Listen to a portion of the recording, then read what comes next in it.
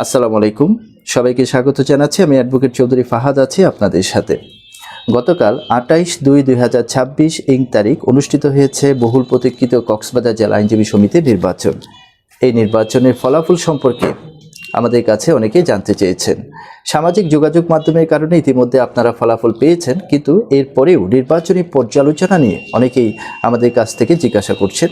তাদের সুবিধার্থে এই ব্যাপারে আমরা আলাপ করব খুব সংক্ষিপ্তভাবে। প্রথমত, এই নির্বাচন ছিল অত্যন্ত আলোচিত এই কারণে, এই নির্বাচন অত্যন্ত ব্যতিক্রমধর্মী ছিল এই কারণে যে এই প্রথম কক্সবাজার জেলা আইনজীবী সমিতির নির্বাচনে 3টি প্যানেল থেকে নির্বাচন হয়েছে। ইতিপূর্বে আমরা দেখেছি 2টি প্যানেল থেকে নির্বাচন হতো। একটি হচ্ছে বিএনপি সমর্থিত, বিএনপি জামাত সমর্থিত ঐক্য প্যানেল, আরেকটি হচ্ছে আওয়ামী লীগ এবং সমমনা রাজনৈতিক দলগুলোর সমর্থিত সম্মিলিত প্যানেল থেকে নির্বাচন হতো। অর্থাৎ মূলত আওয়ামী এবং বিএনপি এই দুটি প্যানেল থেকেই নির্বাচন হতো। এই প্রথম বিএনপি তাদের জাতীয়তাবাদী ফোরাম মনোনীত একটি প্যানেল করেছে এবং জামাত ইসলামী সমর্থিত ঐক্য পরিষদ নাম দিয়ে তারা একটি প্যানেল করেছে, এবং আওয়ামী লীগ সাধারণ আইনজীবীর ব্যানারে সাধারণ আইনজীবী পরিষদ নাম দিয়ে একটি ব্যানার তারা করেছে। এই 3টি প্যানেলে খুবই প্রতিযোগিতাপূর্ণ নির্বাচন ছিল এবার, এবং তারই ধারাবাহিকতায় কক্সবাজার জেলা আইনজীবী সমিতির মোট ভোটার হচ্ছে 943 জন। তার মধ্যে 887 জন ভোটার তাদের ভোট প্রয়োগ করেছেন। এর মধ্যে ফলাফল বিশ্লেষণ করার আগে আমি প্রথমত যে কথাগুলো বলতে চাই যে এই নির্বাচনে এককভাবে কোনো প্যানেল বিজয় লাভ করেনি। দ্বিতীয়ত, নির্বাচনে যেটি কাজ করেছে সেটি হচ্ছে ব্যক্তি পছন্দকে ভোটাররা মূল্যায়ন করেছে। যাদের পছন্দ, অনেকে দেখা যাচ্ছে জাতীয়তাবাদী ঐক্য ফোরাম থেকে সভাপতি, আবার তিনি আবার ফোরাম সমর্থন করলেও অনেক সময় দেখা যায় সাধারণ সম্পাদক তিনি অন্য দল থেকে তিনি নির্বাচিত করেছেন। তো সুতরাং এটি পরিষ্কার যে এই নির্বাচনে ব্যক্তি পছন্দকে তারা মূল্যায়ন করেছে, এবং নির্বাচনী যে ফলাফল সেটি যারা প্রতিযোগিতায় অংশগ্রহণ করেছে নির্বাচনী প্রতিযোগিতায় তারা সুন্দরভাবে এই ফলাফল মেনে নিয়েছে। সুতরাং আমরা যারা ভোটার রয়েছে আমাদের ব্যক্তিগতভাবে কোনো অসন্তুষ্টির কোনো কারণ নেই, কারণ যারা নির্বাচন যারা অংশগ্রহণ করেছে তারা এটিকে সাধুবাদ জানিয়ে তারা তাদের সামাজিক যোগাযোগ মাধ্যমে অর্থাৎ ফেসবুক পোস্টে, টুইটারে কিংবা অন্যান্য যে যোগাযোগ মাধ্যম রয়েছে সেখানে তারা তাদের সেই সন্তুষ্টি তারা প্রকাশ করেছে। তো আমরা এবার ফলাফল বিশ্লেষণ করলে আমরা যেটা দেখতে পাই যে যেহেতু বর্তমানের রুলিং পার্টি বিএনপি ক্ষমতায় রয়েছে, এবং বাংলাদেশ জাতীয়তাবাদী ফোরাম নির্বাচনে অ্যাডভোকেট আব্দুল মান্নান এবং সলিমুল মুস্তাফা প্যানেল থেকে যে ফলাফল আমরা পেয়েছি সেখানে আমরা জানি যে আমাদের পোস্ট হচ্ছে মোট 17টি।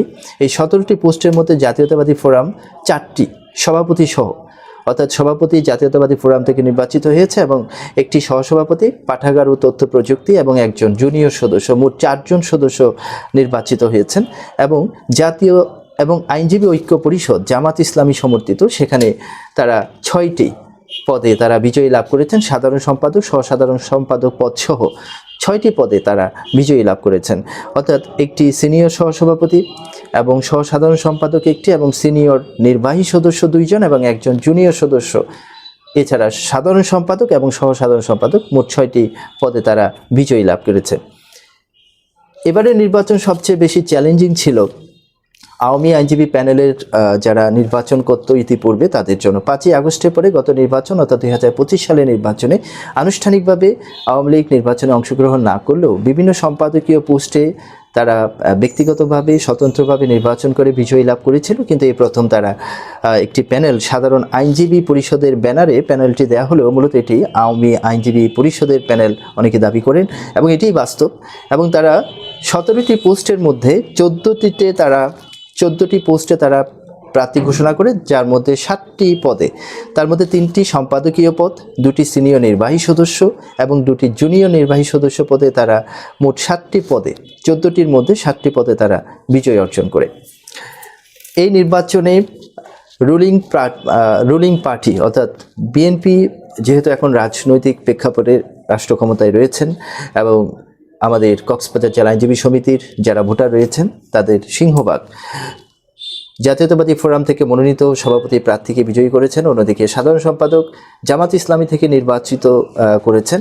তাদের প্রত্যাশা অনেক, সবচেয়ে বড় যেটি প্রত্যাশা সেটি হচ্ছে কক্সবাজার জেলা আইনজীবী সমিতিতে আমাদের যে আদালত রয়েছে, বিচার প্রার্থীদের ভোগান্তি কমানোর জন্য সবচাইতে এই মুহূর্তে যে চ্যালেঞ্জিং যে সিদ্ধান্ত সেটি হচ্ছে যে জুডিশিয়াল কমপ্লেক্স।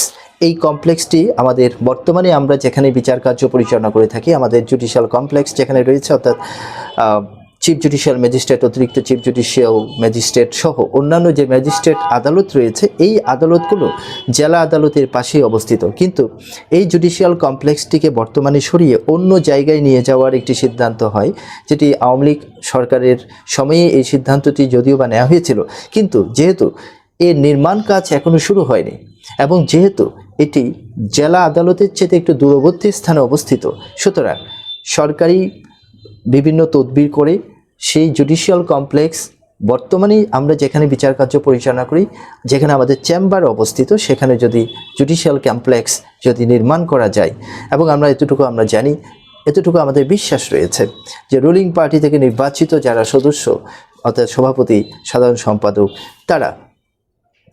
তারা চাইলে এই বিষয়টিকে আলোচনার মাধ্যমে এই জুডিশিয়াল কমপ্লেক্সটিকে সরিয়ে আমাদের বর্তমান আমরা যেখানে বিচার কার্য পরিচালনা করি সেখানে নিয়ে আসা সম্ভব। এটি আমাদের প্রত্যেকটা আইনজীবীর বিশ্বাস রয়েছে। দ্বিতীয়ত, পেশাগত দায়িত্ব পালন করতে আমরা যেন কোনো অসুবিধার মধ্যে পড়ে না যাই, সে ব্যাপারে তারা অবশ্যই সজাগ দৃষ্টি রাখবেন এবং বার এবং বেঞ্চের মধ্যে সুসম্পর্ক রাখবেন এবং সবাই যেন নির্ভয়ে রাজনীতি অর্থাৎ পেশাগত দায়িত্ব পালন করতে পারে, সে ব্যাপারে ওনারা সহযোগিতা করবেন, এটাই সকল ভোটারদের প্রত্যাশা। এবং আগামীতে কক্সবাজার জেলা আইনজীবী সমিতির যে বার রয়েছে, এটি যেন একটি সারা বাংলাদেশের যতগুলো বার রয়েছে তার মধ্যে একটি রোল মডেল হিসেবে যেন গড়ে তুলতে পারি, আমাদের সেই প্রচেষ্টা আমাদের থাকতে হবে। সবাইকে ধন্যবাদ। আসসালামু আলাইকুম।